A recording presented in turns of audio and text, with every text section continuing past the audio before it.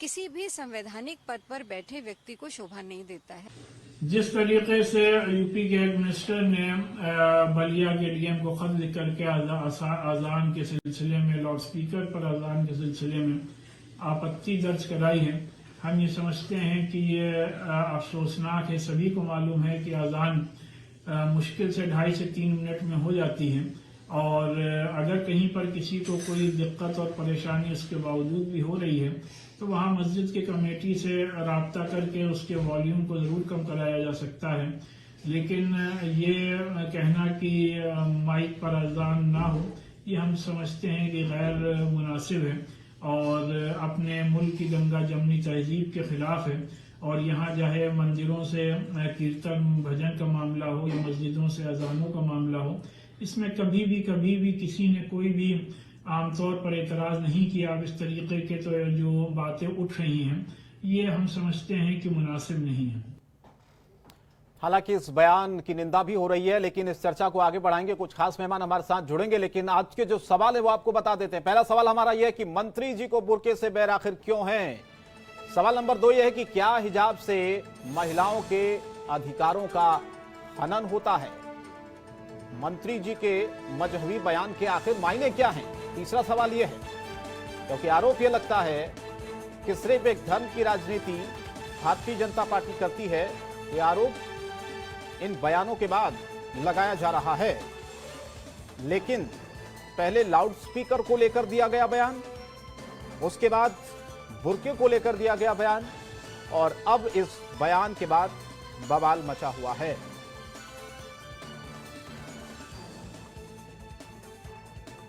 तो चलिए हम चर्चा की शुरुआत करते हैं। कमर अली साहब भारतीय जनता पार्टी के नेता हमारे साथ जुड़ चुके हैं। बहुत बहुत स्वागत है कमर अली जी आपका। कपिल श्रीवास्तव जी प्रवक्ता है समाजवादी पार्टी की, वो भी हमारे साथ जुड़ चुके हैं इस डिबेट में। स्वागत है कपिल जी आपका। मतीन खान प्रदेश अध्यक्ष मुस्लिम लीग के हमारे साथ जुड़ चुके हैं। आप तीनों मेहमानों का बहुत बहुत स्वागत मैं करता हूं। सबसे पहला सवाल मेरा कपिल श्रीवास्तव जी आप ही से है। अगर किसी को कोई दिक्कत हो रही है, उसको नींद में खलल उसके पड़ रहा है, वो काम नहीं कर पा रहा है, उसको दफ्तर जाने में दिक्कतें हो रही हैं, उसको मानसिक तौर पर परेशानी हो रही है, तो क्या वो शिकायत नहीं कर सकता है क्या?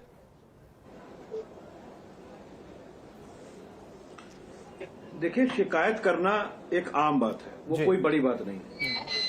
शिकायत तो आप कर ही सकते हैं, लेकिन सबसे बड़ी चीज ये है कि एक चीज जो परंपरा से चली आ रही है, परंपरागत रूप से आज से तो आजान हो नहीं रहा है। आजान तो बहुत पहले से हो रहा है और उसके बाद स्पीकर पे भी बहुत पहले से हो रहा है। लेकिन चक्कर ये है कि जो एक गंगा जमुनी तहजीब हमारे मुल्क के अंदर है और जो टॉलरेंस की नीति हमारी शुरू से लेकर के आज तक रही है और हम लोग एक दूसरे के धर्म का जो आदर करते रहे हैं, तो उसके बीच में टॉलरेंस होनी चाहिए। बात अधिकार और अत्याचार की नहीं है, बात किसी प्रथा की है जिसको आत्मसात करके हिंदुस्तान आज तक चलता रहा है। अचानक किसी एक व्यक्ति का अगर नींद हराम होने लगे और उसके वजह से पूरे देश और प्रदेश में एक आर्गुमेंट सा निकल पड़े और गंगा यमुनी तहजीब को एक खतरा उत्पन्न हो जाए, तो आर्टिकल 21 और आर्टिकल 25 का निर्वचन करने के लिए इस देश के लोग नहीं, एक स्पेशल खतरा संस्था है कैसे पैदा होगा। इलाहाबाद हाईकोर्ट ने खुद 2020 में कहा है, 6 मई 2020 को अब कोर्ट ने खुद इस बात को कहा है कि मैं सुनवा देता हूं आपको कोर्ट ने क्या कहा, आपको तो मालूम भी होगा। उन्होंने कहा कि लाउड स्पीकर से अजान देना इस्लाम का धार्मिक भाग नहीं है, और हालांकि ये जरूर है कि अजान देना इस्लाम का धार्मिक भाग है, इसीलिए मस्जिदों में लाउड स्पीकर के बगैर भी अजान दी जा सकती है। इस पर आप क्या कहेंगे फिर? देखिए, बहुत सीधी सी बात यह है कि हाई कोर्ट ने अपनी एक बात कही और यही नहीं कहा, ये भी कहा कि उसको कम करके लोग नियमित भी कर सकते हैं। उसको पूरे प्रोस्पेक्ट को आप जब देखेंगे। दूसरी चीज हम एक बात कह रहे हैं, यानी आप मानते हैं ना, इस मुल्क में यानी आप मानते हैं ना कपिल श्रीवास्तव जी, कम होना चाहिए, क्योंकि इससे पहले भी जो इलाहाबाद यूनिवर्सिटी की कुलपति थी उन्होंने भी शिकायत की थी और उसके बाद मस्जिद कमेटी ने जो लाउड स्पीकर की संख्या थी उनको कम कर दिया था, उनकी आवाज भी कम कर दी थी। नहीं, इसमें कहीं दो राय नहीं। अगर इनको शिकायत पत्र लिखना चाहिए था तो उससे पहले तो उनको इंतजामिया कमेटी के सामने जाना चाहिए था, क्योंकि हम लोगों के घर पे भी अगर रामायण का पाठ होता है या भजन कीर्तन होता है तो हमारे पड़ोसियों को उससे दखल तो होता ही है। लेकिन वो अगर उनको कोई दिक्कत होती है, उनके बच्चे की परीक्षा चलती है, तो निश्चित रूप से आकर के हम लोग को वो नॉलेज कराते हैं और हम लोग निश्चित उनका भी ख्याल करते हैं। तो ये बात तो इंतजामिया कमेटी के सामने शिक्षाविद को पहले लेकर के जाना चाहिए था, क्योंकि प्रयागराज की वो पहली वीसी हैं जिन्होंने इस तरह की शिकायत ननद में खलक करने की पड़ी है। और शिक्षाविद को इस बात को भी सोचना चाहिए, उसके पूर्व में भी तमाम शिक्षाविद वहां आए हैं और कुलपति हुए हैं, लेकिन उन्होंने कभी इस तरह के आर्गुमेंट्स को नहीं उठाया, ना उन्हें उनकी नींद को खलल नहीं होती थी। तो मैं तो एक बात कहना चाहता हूं कि 5:30 बजे तो शिक्षाविद को उठ जाना चाहिए। हिंदू धर्मशास्त्रों के अंदर भी तो यही बात कही गई है कि सूर्य उदय से पहले ही अपना शैया छोड़ देना चाहिए। तो शिक्षा ये विधि ये बतावें कि हिंदू धर्मशास्त्र में वो विश्वास करती हैं या नहीं करती हैं, और अगर करती हैं तो फिर इस तरह की खलल की बात क्यों कर सकती हैं? क्योंकि 5:30 बजे तो सुबह हो जाती है, हम सारे लोगों के धार्मिक और नित्य क्रियाकर्म की चीजें शुरू हो जाती हैं, तो क्या उससे भी इनको दखल होती है? अच्छा तो कपिल बात श्रीवास्तव है जी, कि हम टॉलरेंस करना चाहते हैं या जानबूझ करके देश का दिमाग भ्रमित करना ये चाहते तो हैं? लाउड स्पीकर की बात थी। आनंद स्वरूप शुक्ल ने एक और बयान दिया है जिस पर हम चर्चा भी कर रहे हैं। बुर्के को लेकर उन्होंने कहा है कि अमानवीय व्यवहार है और वो कह रहे हैं कि ये कुप्रथा है। इस पर आप जवाब दीजिए, फिर मैं सवाल का जवाब कमर अली साहब से लूंगा। देखिए, सबसे बड़े प्रश्न बहुत अच्छा है शंकर भाई आपने पूछा। मैं तो एक बात कहना चाहता हूं, फटी जींस का मामला आ जा रहा है, इनके लोग ऐसे उठा दे रहे हैं।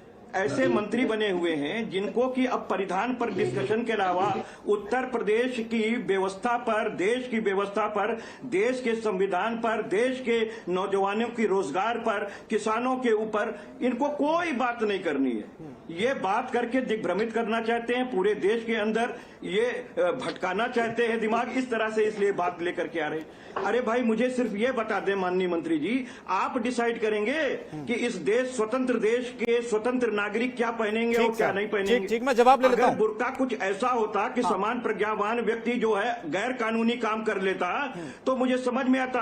किसी की ड्रेस अगर छोटी हो तो शायद एक बार सोचा भी जा सकता है कि कोई बात, लेकिन बात वो भी नहीं होनी चाहिए। मैं तो सीधी सी बात कह रहा हूं, किसी के परिधान पे, किसी के भोजन पे भारतीय जनता पार्टी का क्यों दान है? ठीक है, उसका ध्यान बेरोजगारी के ऊपर, किसानों के ऊपर, इस देश के की खुशहाली के ऊपर क्यों नहीं है? ठीक, कमर अली जी जवाब दीजिए दोनों सवालों का। आनंद स्वरूप शुक्ल ने जो कहा है लाउड स्पीकर को लेकर, जिसका जवाब कपिल श्रीवास्तव जी ने दिया कि आप मुद्दों की बात नहीं करते, बेवजह मुद्दों को आप ला रहे हैं। दूसरा, मुझे सवाल का जवाब दीजिए कि बुर्के से आपको क्या परेशानी है? कैसे आपको लगता है कि हिजाब से महिलाओं के अधिकारों का हनन होता है? मैं एक सवाल का आपको जवाब देता हूँ। 2012 और 2018 में इलाहाबाद हाई कोर्ट ने ध्वनि प्रदूषण को लेकर एक आदेश दिया था सभी धार्मिक स्थलों के लिए। ये बात बता देना बहुत जरूरी है। जब धार्मिक स्थलों के लिए दिया गया था आदेश, तो जो भी पीठ का सिपाही था, दरोगा थे, तो सब जगह गए थे। उन्होंने एक बताया था कि ये मानक है, उस मानक के अंदर आपके लाउड स्पीकर ये काम करेंगे। उस मानक के तहत काम कर रहे थे। अगर उस मानक का कोई उल्लंघन करता है, सभी धार्मिक स्थलों की मैं बात कर रहा हूँ, तो उसके खिलाफ कार्रवाई होगी। या सीधा तो उसमें कोई भेदभाव, कोई हिंदू मुसलमान सिख ईसाई, कोई उसमें कोई मतलब नहीं होता है। धार्मिक स्थलों की बात हो रही है। देखिए, देश जो चलता है वो कानून से चलता है, संविधान से चलता है। और भारतीय जनता पार्टी सरकार जो चल रही है वो कानून से चल रही है, संविधान से चल रही है। नहीं, लाउड स्पीकर और बुर्के से समस्या क्या सर? लोग ये जानना चाहिए। मैं एक बात, मैंने आपसे एक बात का, मैंने कहा एक चीज का मैं जवाब देता हूं आपसे। देखिए, जो भी मानक है उस हिसाब से होगा। ठीक है। भारतीय जनता पार्टी का यह बयान नहीं, व्यक्तिगत उनका अपना बयान हो सकता है। मैं आपको ये बता दूं, क्योंकि माननीय प्रधानमंत्री जी ने सफा कहा है कि सबका साथ सबके विकास के एजेंडे में भारतीय जनता पार्टी काम करती है और उसी पे काम कर रही है। नहीं, जब माननीय प्रधानमंत्री जी ने इस बयान का, इस लाइन का मतलब क्या है? आनंद स्वरूप शुक्ला का वो कह रहे हैं कि मुस्लिम महिलाओं को बुर्के से हम आजादी दिलाएंगे जैसे हमने 3 तलाक से दिलाई। देखिए, मैं आपको एक चीज बताता हूँ। यहाँ पे आपने बहुत से लोगों को देखा, रक्षा कमेटी से लोग हटाए गए हैं। बहुत से लोगों ने अल्पसंख्यक खिलाफ बोला, वो मंत्रिमंडल में आज की तारीख में नहीं है। माननीय प्रधानमंत्री जी ने हमेशा ये बात कही है कि अपनी जबान पे लगाम रखें और ये हिंदुस्तान की सरजमीन। तो आपको लगता है कि आनंद स्वरूप शुक्ला ने जो बयान दिया है वो ठीक नहीं है? ये बयान नहीं देना चाहिए था उनको इस तरह से? मैं अपनी पार्टी धर्म विशेष के लिए का पक्ष, मैं अपनी पार्टी का पक्ष रख रहा हूँ। मैंने अपनी पार्टी का पक्ष, आप क्या नहीं, आप दोनों बात कह रहे हैं ना। एक तरफ आप कमर अली साहब प्रधानमंत्री मोदी का जिक्र भी कर रहे हैं कि उन्होंने ऐसे बयानों से बचने की सलाह दी है, दूसरी तरफ सलाह दी है। आप देख सकते हैं, कहिए ना कि कुछ लोग हटाए गए। उसके बाद आप देखें मंत्रिमंडल में भी कुछ लोग नहीं, जिन्हें अल्पसंख्यक को कहा था कि वोट बैंक उनको कहा था, जिस तरह के लफ्जों का इस्तेमाल किया, तो भी मंत्रिमंडल में नहीं है। देखिए, हम बिल्कुल साफ हुई की सरकार चला रहे हैं। हमने आपसे एक बात कही है, देश चलेगा, संविधान चलेगा, कानून से चलेगा। सभी जितने भी, क्योंकि दुनिया में सबसे अच्छा मुल्क हमारा जो है आज की तारीख में हिंदुस्तान है। एक दूसरे के त्योहारों में लोग शरीक होते हैं। अच्छा, तो फिर इस बयान के मायने क्या बताइए फिर? देखिए, आप उनसे पूछिएगा, हमारी पार्टी का पक्ष पूछेंगे तो हम आप ही तो पार्टी का पक्ष रखते हैं। कमर अली साहब हमारे बीच बैठे हुए हैं, मैं लौटूंगा आपके। मतीन खान साहब हमारे साथ जुड़े हुए हैं, प्रदेश अध्यक्ष है मुस्लिम लीग के। मतीन जी, आपको क्या लगता है, दो बयान दिए हैं आनंद स्वरूप शुक्ल ने, एक तो लाउडस्पीकर को लेकर जो हम चर्चा कर रहे हैं, दूसरा वो बुर्के को लेकर भी कह रहे हैं कि बुर्के को अमानवीय व्यवहार और कुप्रथा करार दे रहे हैं। उनका कहना है कि 3 तलाक जिस तरह से खत्म किया है उसी तरह से बुर्के की जो प्रथा है उसको भी खत्म कर देना चाहिए। आप सहमत हैं इस बयान से? बिल्कुल। देखिए, जिस तरह से भाजपा जो है आज पश्चिमी उत्तर प्रदेश में देख लें कि कोई भी भाजपा का नेता पश्चिमी उत्तर प्रदेश में गांव गिराव कस्बात करियात में जा नहीं सकता। अभी हिम्मत नहीं है लोगों की जाने की, इसलिए कि किसान नोट डालेंगे जी। किसान इस कदर बरहम है भाजपा की नीतियों से, भाजपा से, और भाजपा को उखाड़ फेंकने की कसम खाई है किसानों ने इस देश के। और खास करके पश्चिमी उत्तर प्रदेश में आनंद स्वरूप शुक्ला जी हो या कमर साहब हो, किसी के इतनी जरूरत नहीं है कि वहां जा करके ये कमर अली साहब ये जा करके वहां ये बात कह दे कि मैं भाजपा का हूं और भाजपा के लिए आया हूं। यहाँ पर इतनी जरूरत नहीं है किसी के। अब रही बात, आप पूरे देश और खास करके प्रदेश के हालात देख ले कि इस कदर बेरोजगारी आम हो गई है, लोगों के पास पैसा नहीं है, सामान खरीदने के लिए पैसा नहीं है, लोग चाह रहे हैं नहीं खरीद पा रहे हैं। गैस की कीमत आसमानों पे चढ़ गई है। पेट्रोल से मतलब जैसे तड़का लगता नहीं, दाल में तड़का लगता है, उस तरह से अगर आप गाड़ी लेकर के पेट्रोल पंप पे जाएंगे तो तड़का लगता है साहब। अरे साहब, इतना महंगा पेट्रोल, हर हाल में लोग परेशान बेहाल। अब ये लोग खास करके आनंद स्वरूप शुक्ला जी हो या वीसी साहिबा वहाँ पे हो, वो भाजपा वो आरएसएस के बुनियादों पर चलने वाली वीसी साहिबा थी, और वैसे ही ये हैं आनंद स्वरूप शुक्ला जी। ये खाली इस मुल्क का, इस प्रदेश के माहौल को बिगाड़ने का काम, जो इनकी पुरानी एक नीति है कि साहब हिंदू और मुस्लिम करते रहो और वोट हासिल करते रहो। हिंदू मुस्लिम कर करके इन्होंने ये यूपी में सत्ता में आए हैं और इसी तरह से ये सेंट्रल में भी गवर्नमेंट में। अब इनका जो है वो राउंड मतलब रिवर्स गियर लग गया है। लोग परेशान हैं, लोग इनको लाइक नहीं कर रहे हैं। जो लोग पहले मोदी मोदी योगी योगी करते थे वो अब भाजपा मुक्त चाहते हैं प्रदेश और भाजपा मुक्त चाहते हैं देश। ठीक है साहब, मैं लौटूंगा एक ब्रेक के लिए, मुझे रुकना पड़ रहा। मतीन खान साहब, आपने आरोप लगाया बीजेपी हिंदू मुस्लिम करती है और चुनाव जीतती है, यही उनका हथकंडा है। जवाब लूंगा कमर अली साहब एक ब्रेक के बाद। हम फौरन लौट रहे हैं, तीनों मेहमान मेरे साथ बने हुए, इस चर्चा को ब्रेक के बाद आगे बढ़ाएंगे।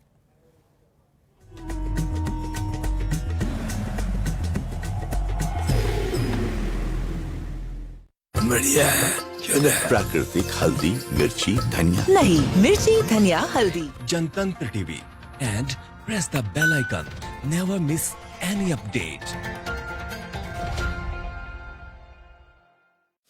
खबरों के निष्पक्ष विश्लेषण के लिए सब्सक्राइब करें Jantantra TV and press the bell icon, never miss any update. खबरों के निष्पक्ष विश्लेषण के लिए सब्सक्राइब करें Jantantra TV and press the bell icon, never miss any update. खबरों के निष्पक्ष विश्लेषण के लिए सब्सक्राइब करें Jantantra TV and press the bell icon, never miss any update. खबरों के निष्पक्ष विश्लेषण के लिए सब्सक्राइब करें Jantantra TV and press the bell icon, never miss any update. खबरों के निष्पक्ष विश्लेषण के लिए सब्सक्राइब करें Jantantra TV and press the bell icon, never miss any update. खबरों के निष्पक्ष विश्लेषण के लिए सब्सक्राइब करें Jantantra TV and press the bell icon, never miss any update. खबरों के निष्पक्ष विश्लेषण के लिए सब्सक्राइब करें Jantantra TV and press the bell icon. Never miss any update. खबरों के निष्पक्ष विश्लेषण के लिए सब्सक्राइब करें Jantantra TV and press the bell icon. Never miss any update. खबरों के निष्पक्ष विश्लेषण के लिए सब्सक्राइब करें Jantantra TV and press the bell icon. Never miss any update. खबरों के निष्पक्ष विश्लेषण के लिए सब्सक्राइब करें Jantantra TV and press the bell icon. Never miss any update. खबरों के निष्पक्ष विश्लेषण के लिए सब्सक्राइब करें Jantantra TV and press the bell icon. Never miss any update. खबरों के निष्पक्ष विश्लेषण के लिए सब्सक्राइब करें Jantantra TV and press the bell icon. Never miss any update. खबरों के निष्पक्ष विश्लेषण के लिए सब्सक्राइब करें Jantantra TV and press the bell icon. Never miss any update. खबरों के निष्पक्ष विश्लेषण के लिए सब्सक्राइब करें Jantantra TV and press the bell icon. Never miss any update. खबरों के निष्पक्ष विश्लेषण के लिए सब्सक्राइब करें Jantantra TV and press the bell icon. Never miss any update.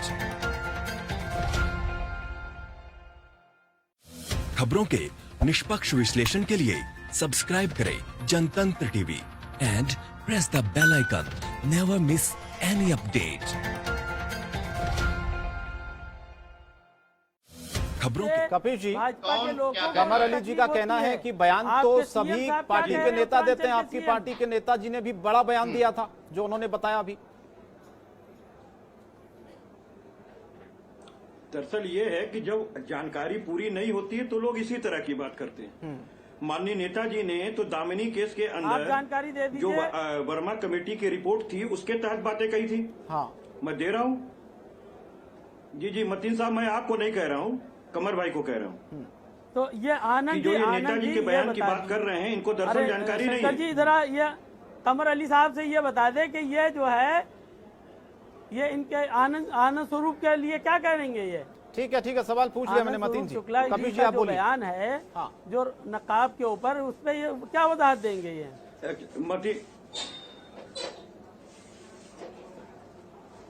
Kapil ji, बुरके वाला जो मतीन साहब, मैं सवाल अपनी बात कह मतीन लूं? खान साहब पूछना चाह रहे थे कमर अली साहब से, आप क्या सहमत हैं क्या इस बयान से भी? आनंद स्वरूप शुक्ल ने जो बात कही है जी। कि मुस्लिम महिलाओं को बुरके से आजादी दिलाएंगे, जैसे 3 तलाक से आजादी हमने दिलाई है, वो कह रहे हैं कि अमानवी है, कुप्रथा है, इससे आजादी मिलनी चाहिए, जबरदस्ती नहीं कोई हिजाब पहन सकता है, बुरका नहीं पहन सकता है।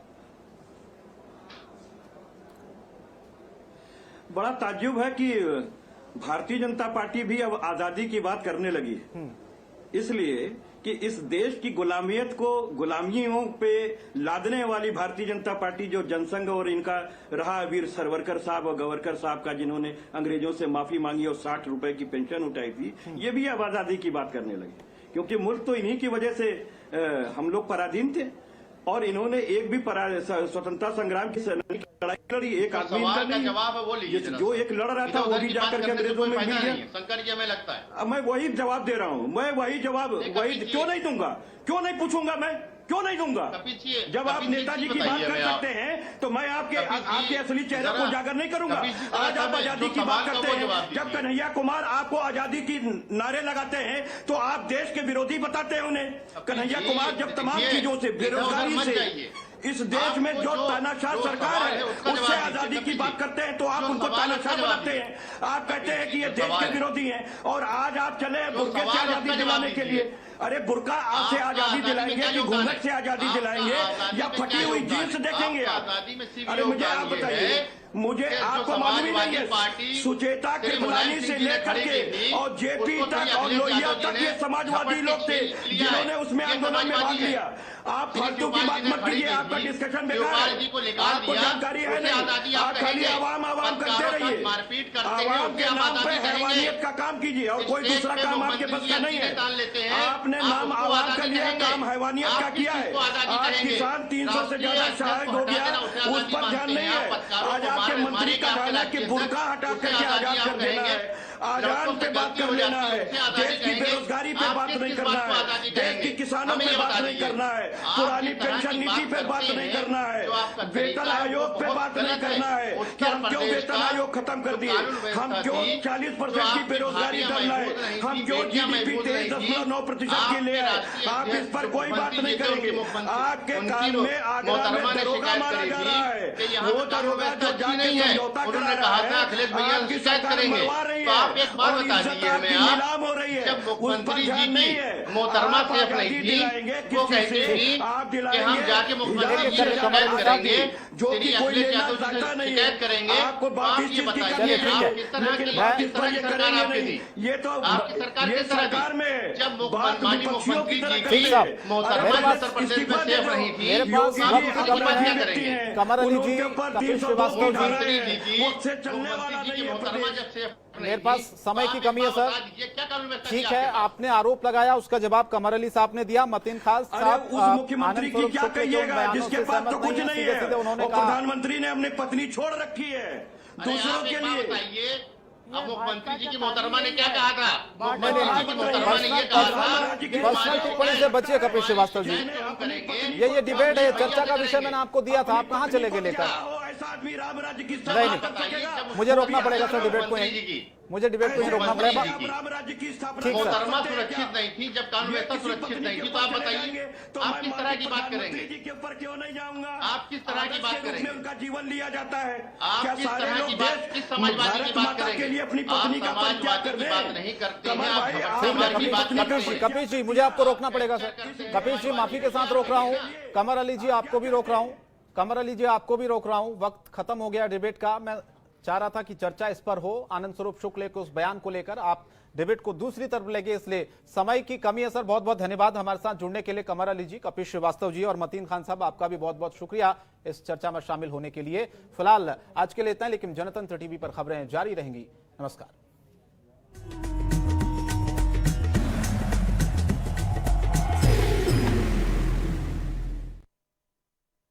कुछ अलग है, कुछ नया है। आलू है, अचार है। आलू में अचार? अरे इसमें तो दोनों है यार। कमाल है।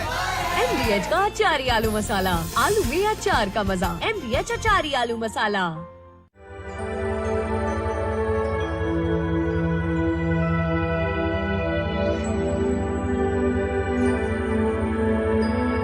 हमारे अंदर सारी शक्तियाँ होती हैं सीखने की, कुछ करने की, लेकिन साहस नहीं होता। बड़े से बड़े लक्ष्य को प्राप्त करने के लिए आदमी चाहते हुए भी उसको प्राप्त नहीं कर सकता कि उसके अंदर साहस नहीं है, उसके अंदर कुछ करने की ताकत नहीं है। तो साहस जो है वो छोटे से छोटे कार्य करने के लिए भी हमें साहस की आवश्यकता होती है। अगर हमारे अंदर साहस नहीं है, करेज नहीं है, तो हम छोटे से छोटे काम में भी असफलता को प्राप्त होते हैं। तो यही मेन हमारा लक्ष्य होना चाहिए जीवन का, कि हम उस साहस को प्राप्त करें और छोटे से छोटे कार्य को करने के लिए अपने उस साहस के साथ हम बड़े से बड़े कार्य को प्राप्त कर सकते हैं।